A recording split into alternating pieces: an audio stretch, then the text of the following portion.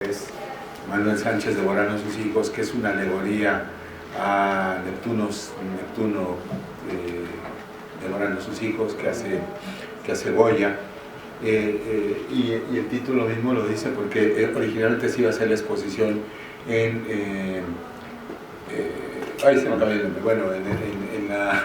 el sitio donde se resguardan las obras de Goya, ¿no? Ahorita me acuerdo. Esta exposición, en ese momento la UNAM acababa de abrir el Centro de Estudios Españoles en Madrid, y tuve la suerte que en ese momento coincidió el arribo a lo mejor si algunos son de Filosofía y Letras de la UNAM, conocieron a la maestra Alicia Meyer, que está como directora de este Centro de Estudios en España, y fue directora de Históricas, y entonces estaba y coincidió. No nos conocíamos, le llevé el proyecto, le encantó y ella patrocinó el libro. Este libro evidentemente está concebido para ser leído por un lector, digamos, no avesado necesariamente en la historia mexicana. Es un poco la síntesis de aquel primero, de La portentosa vida de Posada, que originalmente se había publicado por Editorial Planeta, y que de esas cosas absurdas que uno no entiende de los editores, el libro se agotó inmediatamente y nunca lo reeditaron. Y en 2013, cuando vino el centenario de Posada, la Secretaría de Cultura del DF me pidió 300 ejemplares, y como Planeta no lo publicaba, bueno, inventé una editorial que se llama Ediciones de Don Lupe, y entonces que es una revista que siempre quería hacer, una revista de caricatura desde el punto de vista estético, ¿no? Y que se llama así Don Lupe, ¿no? Dedicada a Posada.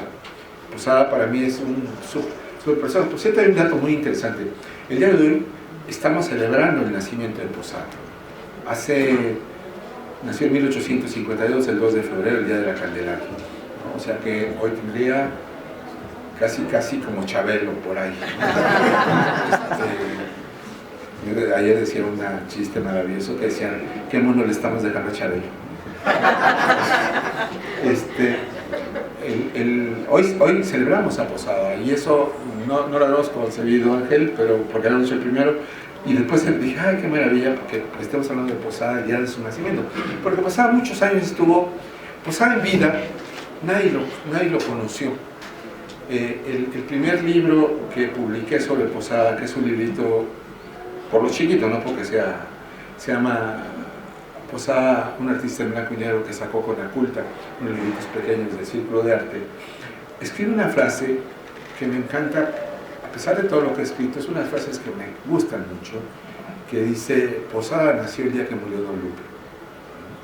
Don Lupe era un señor que andaba de imprenta en imprenta, de casa en casa, de lugar en lugar, llevando sus trabajos. Y entonces nadie lo conoció. Se muere en Tepito, de hecho allá hace la Catrina, se muere en Tepito, y se muere solo, se muere de alcoholismo, y nadie tiene que llevarlo, y se va a caer a la fosa común. Sus restos siguen perdidos. Bueno, ya localizamos dónde pudiera estar, pero cuesta millones de pesos y ningún gobierno quiere dar ese dinero, que por otro lado yo tampoco creo que tendría que ser necesariamente.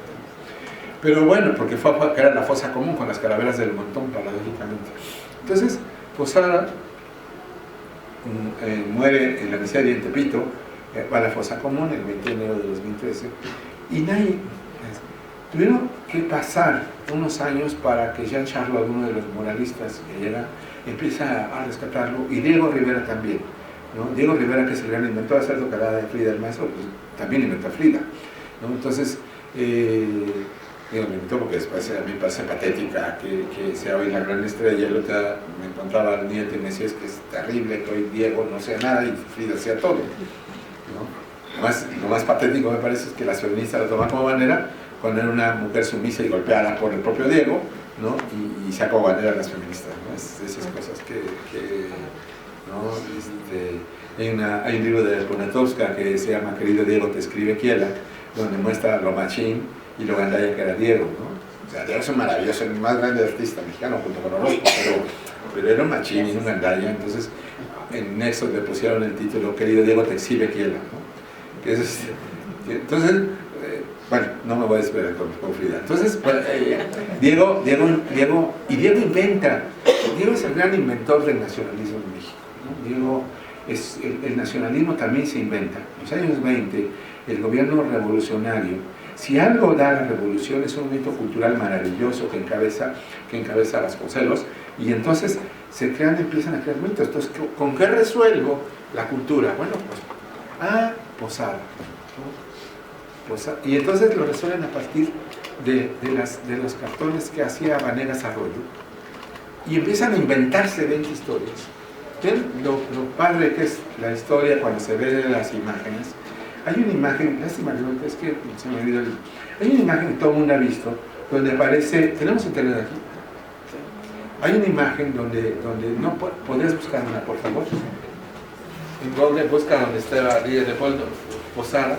Hay una imagen maravillosa que hace Leopoldo Méndez en los años 40, donde se ve a Posada con una cara así indignante, como si tú me hubiera dado un piquete, y se ve enojadísimo, y enfrente está Flores Magón, ¿no? y afuera se ve la represión porfirista. Esa imagen convirtió a Posada en un mito, lo convirtió en un fenómeno. A ver si diga. Esa imagen convirtió a Posada en un mito, y entonces todo el mundo empezó a decir, Posada era un radical, estaba en contra. Y todavía en la red puede uno encontrar notas donde dice que Posada fue a la cárcel, que estuvo reprimido, que fue un gran luchador. No es cierto. Posada tampoco es el extremo que ha dicho el Fisgón. O sea, en el Fisgón tenemos muchas discrepancias con Posada, con todo, con la vida, desde los testigos de Jehová hasta lo demás. Pero uno de los grandes, no, que diga, por favor, el buscador diga Posada y Leopoldo Méndez. Una de las grandes tragedias de esto es convertir a Posada en un superhéroe de la revolución. A ver, ¿puede salir una de estas cortinas? Esta imagen es maravillosa, que nos permite estudiar cómo las imágenes manipulan la historia, ¿no? Cómo una imagen puede manipular la historia. Vean. No carga. Bueno, esta imagen, ven ustedes allá Flores Magón, está Flores Magón, está Posada viendo, ahí está San Carlos, esta es la calle Moreno. Pero es una imagen ficticia, porque Posada nunca tuvo vínculos con Flores Magón. Posada tampoco nunca fue del Partido Liberal. Martínez Carrión sí. Posada, esa imagen corresponde a manifestaciones antireeleccionistas. Esa, desde 1892, es el Cabral, que es un grabador real de Posada. Entonces, esta imagen va a contribuir a que Posada se le considere como un revolucionario radical anarquista. La otra imagen que convierte a Posada en un mito, que el maestro mencionó hace rato, de la revista Relatos e Historias de México, que se les recomiendo porque de verdad es una excelente revista. Publica hace poco toda esta catrinomanía que se ha convertido en especie de botargas del Dr. Simi, ¿no? Todo esto, o de panditas, el 2 de noviembre, donde todo el mundo se pone ese viste de panditas para las catrinas. Ese es otro gran mito, cuando se habla de la tradición prehispánica de Posada. No es cierto. Posada no le importa la historia indígena. Posada tiene una formación religiosa católica que viene de una ciudad muy mocha que es Aguascalientes, y se va a vivir en una ciudad más mocha aún que es León. León, Guanajuato, es la cuna de los cristeros.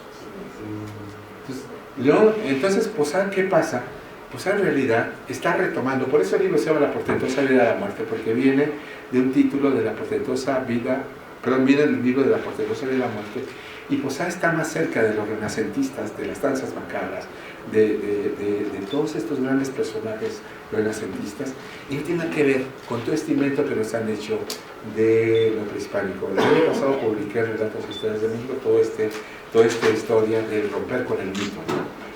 No tiene que ver, o sea, todo esto que dicen que las calaveras de los mexicas eran diferentes, ¿no? Ustedes pueden ver las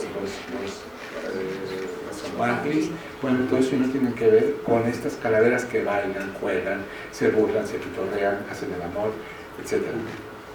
Esas son otras historias que tienen que ver. Y entonces, ¿qué pasa? Que Posada es un gran invento, como Frida. Posada es un gran invento que sirve para crear este movimiento nacionalista, ¿no? Entonces, este gran invento se transforma en un gran mito y se transforma en el gran movimiento de las calaveras, nada más. Es curioso, yo he revisado muchos años los Días de Muertos y no pasaba nada. Todo este movimiento que hoy se da sobre los altares, todo se da a partir de los años 80, con la paz y con todo esto. Es bien reciente, del 1980. O sea, sí hay calaveras, pero de jueguito de palabras, que encima sí hay de vez en cuando algunas imágenes. Ya vimos la que les enseñé hace un rato sobre el periódico de Calavera, pero todo este rollo que hoy se echan de las calaveras es un mito, es un invento. Hoy, además, peor tantito, hoy lo que ha hecho Mencera del año pasado de hacer la invención casi de Walt Disney con lo de... Sí, con este paseo que hizo a partir de James Bond, es una mentira brutal, ¿no? Es una mentira brutal que entonces están creando, y ya lo crearon, porque la gente va feliz a verlo. O sea, la gente va feliz a... Y les digo, esto es verdad, el chiste es cruel, pero todos estos señores que se visten, que se plantan la cara, parecen más que Catrinas, parecen ositas panda. Entonces, ¿qué pasa con esto? Posada, de repente solo era esto, y empezamos a trabajar y estudiar. Yo tengo 20 años estudiando Posada, y entonces he abierto todos estos otros canales. Y una Posada que no se conoce, y una Posada que nadie sabe de él, una Posada que estuvo en 70 periódicos sobre Posada, de rescatar a este otro Posada, a este Posada, que es muy importante. ¿Por qué tiene impacto Posada? Porque estaba en todas las casas de todas las familias mexicanas. Las hojitas volantes que todo el mundo compraba valían 1 centavo, y entonces alguien quería la Virgen de Guadalupe y la compraba. Quería San Judas Tadeo y lo compraba. Ya existía San Judas desde entonces, hoy está más de moda, pero ya existía. Quería un juego de mesa, entonces hacía una oca, ¿no? Y la gente jugaba con la oca, jugaba con el juego de la lotería, ¿no?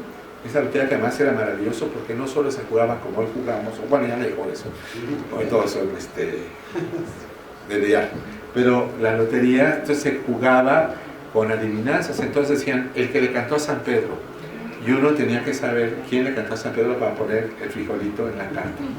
¿Quién le cantó a San Pedro? Todavía son cultos. O la sombrilla de los pobres, perdón, el sol de los pobres, la cobija de los pobres, ¿no? O el que espera desespera, etc.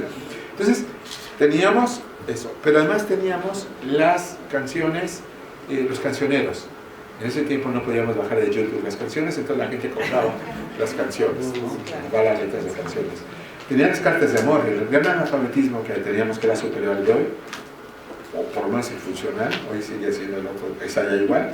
Entonces no había cartas de amor, entonces comprabas el papelito, le decía, y además le ponía, querida Lupita, ¿no? Entonces se le ponía eso. La nota roja, ¿no? Esas historias que pasaban los chicos gritando, la horrorosa historia del horroroso hijo que mató a su horrorosa madre, ¿no? Entonces estaban. Entonces, como pueden ver, Posada es un monstruo, Posada es un genio, Posada, y además estaba en todas las casas de todos los mexicanos, ¿no? Posada, en ese tiempo que en las casas se reunían a jugar, se reunían a cantar, se reunían a bailar, se reunían, no había radio, no había televisión, o sea, me parece que estamos en otra época.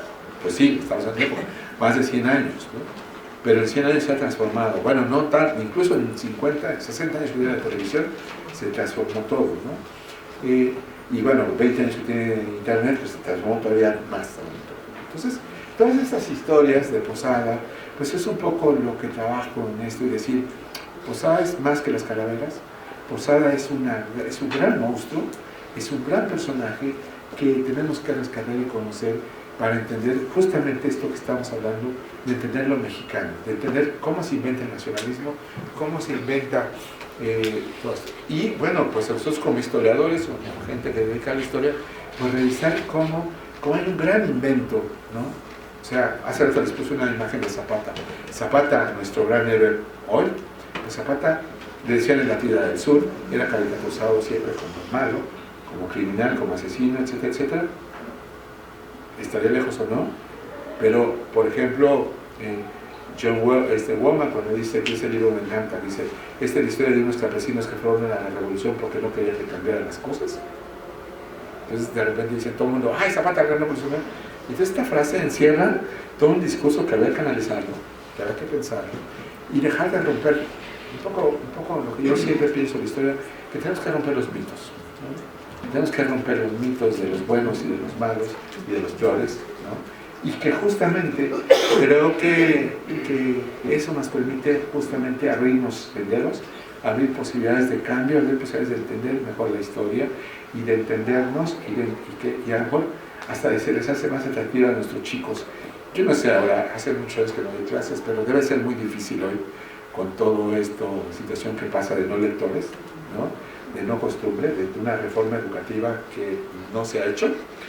A mí me criticaron mucho lo que hizo Peña, que no lo hizo al final, pero me parecía que es importantísimo hacer la reforma educativa, pero porque no, creo, por lo que he platicado con los chavos, yo tengo una hija de 18 años y también, ella lee porque en la casa se lee, pero Tomos hoy está más clavada con internet que con otras cosas, ¿no? Entonces, eso requiere modificaciones y a lo mejor estudiar estas nuevas formas que yo propongo y que yo realizo puede acercarlos más hacia los chicos, ¿no? Yo creo que este es un factor importante de abrirnos a las nuevas realidades. Por ejemplo, hice en Madrid una cosa muy bonita que fue un juego de la oca de 6 por 4 metros. La gente estaba feliz. Lo hice en España, lo he hecho aquí en el Museo de la Estampa, porque en España, de allá viene la oca. Y la gente estaba feliz. Los niños, los chamacos españoles estaban felices, pero los adultos también. Entonces, de repente, los niños hoy ya no juegan, ya no se ensucian, ya no se llenan de mugre, ya no se llenan de mierda, entonces necesitan eso, ¿no? Hace poco un amigo le dijo, el doctor, es que su hija necesita vitamina M. Dice, ¿cuál es esa? Mugre. Lo tienen demasiado aséptico, así como que no toques nada, no ves nada. Entonces, porque ya nosotros nos revolcamos en todos los sentidos. Pero no yo. Y entonces eso necesitamos, ¿no? Necesitamos romper con el ascetismo, con decir, como si viviéramos en un hospital, entonces solamente el dedito es lo que juega. Y el dedito pues, juega muy bonito en otras cosas, pero no necesariamente en esto, ¿no? Entonces, creo que justamente la lectura de Posada y de estos personajes y de la caricatura nos permitiría entenderlo. Yo me he dedicado justamente a este tipo de cosas, a la nota roja, que también es otra visión diferente, ¿no? Que recordarán hace poco, me encantaba, bueno, hace poco, tiene como 30 años que los Botín de Jerez hizo la de Toda Violola y que era la Dharma, ¿no? Que era una Dharma que viene de Posada, que vienen estas historias que les contaba de las terribilísimas historias, ¿no? Este señor, el que les mostré la portada, es un que se traga a sus hijos, ¿no? Antonio Sánchez que se come a sus hijos. Entonces, son estas historias. Y lo que he hecho, bueno, pues rescatar a ese Posada, que no son las calaveras solo son el 5%, no se ha hecho un inventario. Todo el resto es toda esta otra obra gigantesca, monstruosa, maravillosa, que ha hecho José Guadalupe, un gran artista que merece todavía un mejor lugar, a pesar de que sea uno de los pocos caricaturistas que se han rescatado. Pero no sé si... ¿Alguien tiene algún comentario, alguna pregunta, por favor? Geniales, muy fuertes contra Porfirio Díaz, pero hay unas caricaturas muy lambisconas, ¿no? Contra Porfirio Díaz.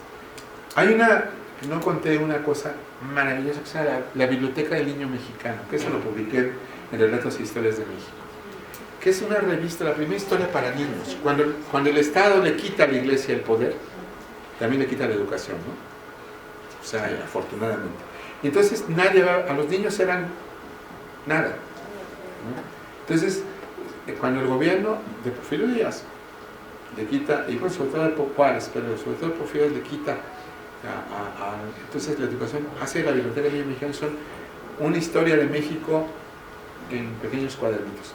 y ahí está Visión del Sol de México, no es el periódico, sino es Porfirio Díaz, ¿no? Entonces hay con esta relación, hay unas críticas fuertes a Porfirio, pero también hay unas críticas de alabanza a Porfirio. Entonces, eso es lo que ha hecho que tanto Ríos como el Fisgón digan que ha sido porfirista. Yo creo que el hombre llegaba a trabajar y la verdad es que a mí, si me ofrecen trabajo en Reforma, escribo en Reforma. Si todavía me importaba la jornada, escribía en la jornada. Estuve muchas veces en la jornada, yo soy fundador de la jornada, soy socio de la jornada. Entonces, yo creo que uno tiene que abrirse, ¿no? Y a los públicos, y el caso de Posada creo que fue ese, ¿no?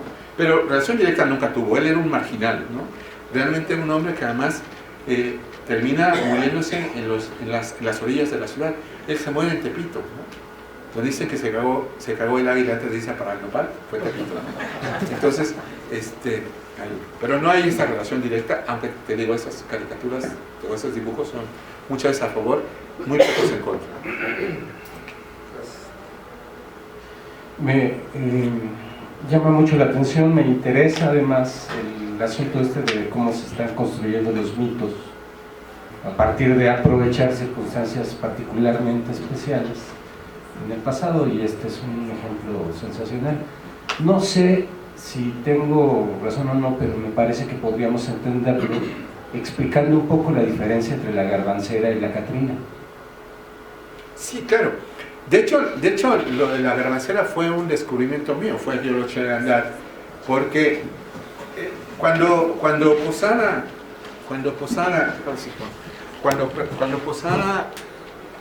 se publica el primer libro de Posada,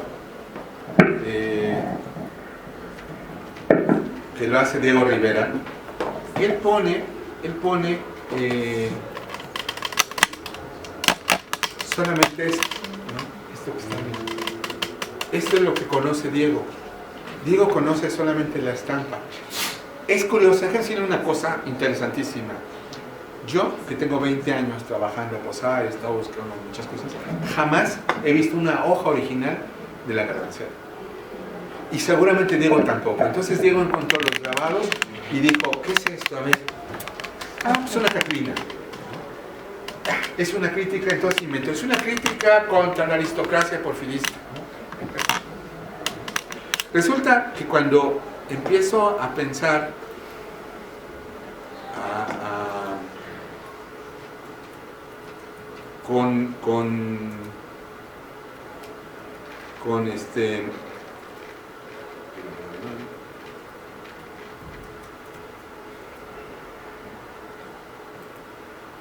resulta que la hoja, aquí sea muy chiquita, pues hay una más grandecita.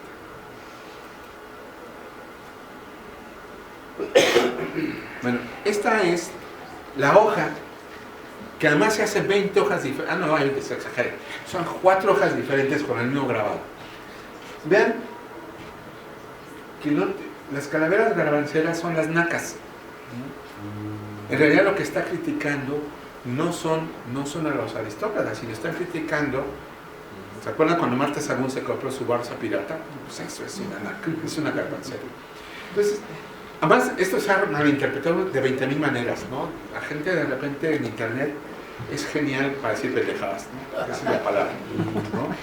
Entonces, esto, por ejemplo, de decir, bueno, ¿por qué es garbancera? Porque comían, no porque comían garbanzos o porque alguien dice, porque morían garbanzos. No, es que ella quería hacer, los europeos, los españoles, nosotros en México comemos garbanzos solamente en el caldito, en los consomés, generalmente, o garbanza de la comida árabe, pero los españoles es muy común que coman garbanzos.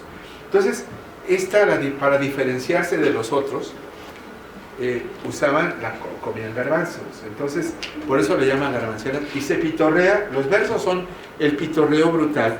Ahora, ¿qué pasa con todas estas cosas? Que Posada en realidad no hace más que la imagen.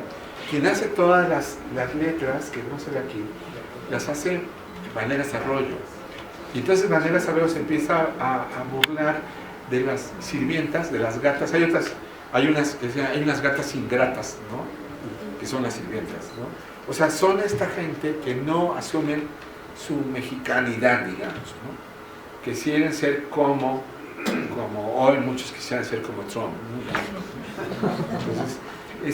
Entonces esa es la crítica, y entonces Diego manipula toda esta información de la garbancera, le pone el aristócrata, y eso, ese es un buen modelo, ¿no?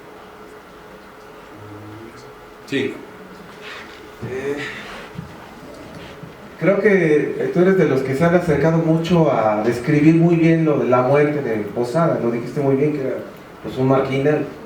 Y hasta tienes un pasaje literario ahí en uno de tus libros que inicia precisamente con la muerte, ¿no?, de Posada. A mí me gustaría mucho preguntarte cómo la cuestión de las fuentes históricas. ¿Cómo llegaste a eso? O sea, ¿cómo llegaste a descubrir que murió pues, en Tepito y en las condiciones? Porque hasta pintas muy bien el cuadro, ¿no? Del cuarto y todos los elementos, ¿no? Bueno, yo, una de las gracias o desgracias que tengo, soy también cronista.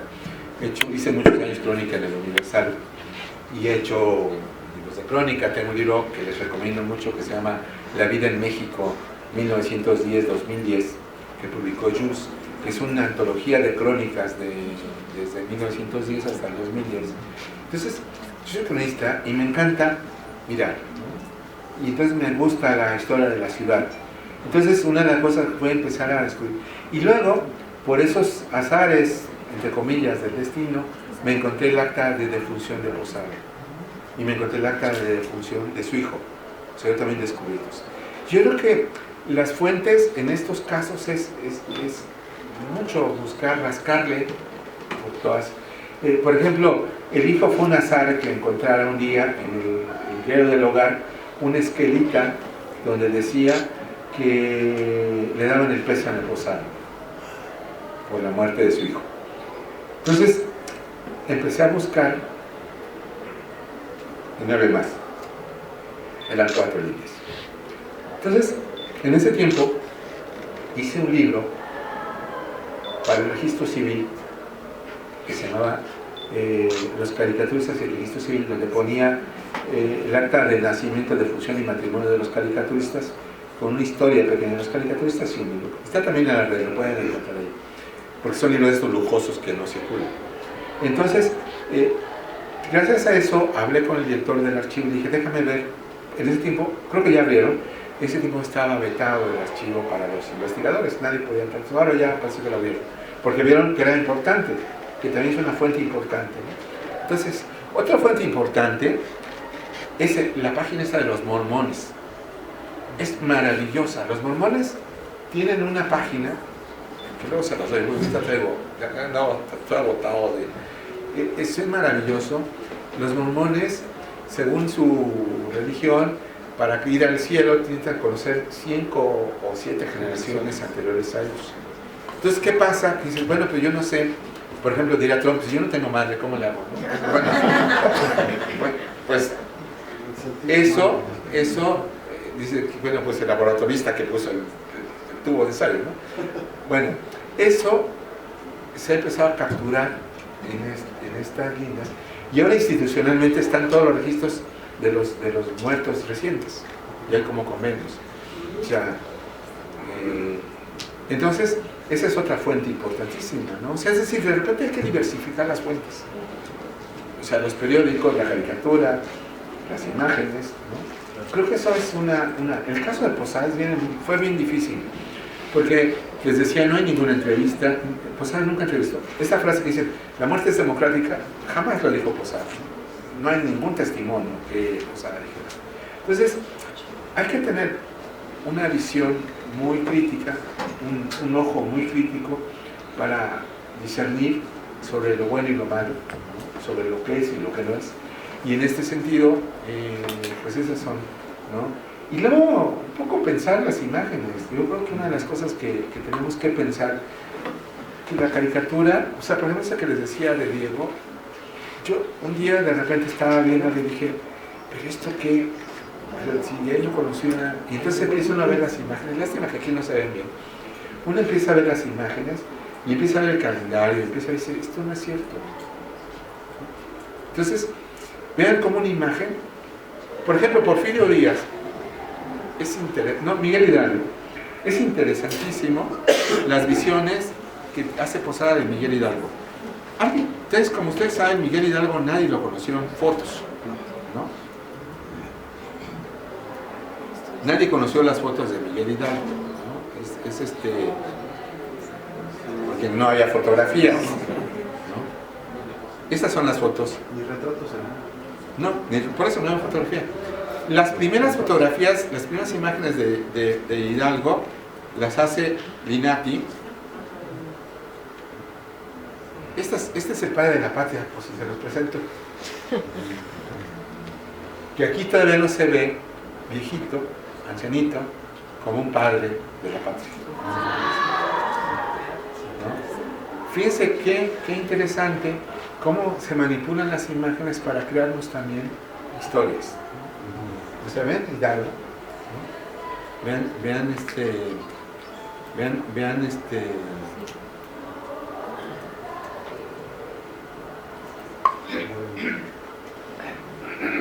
el modelo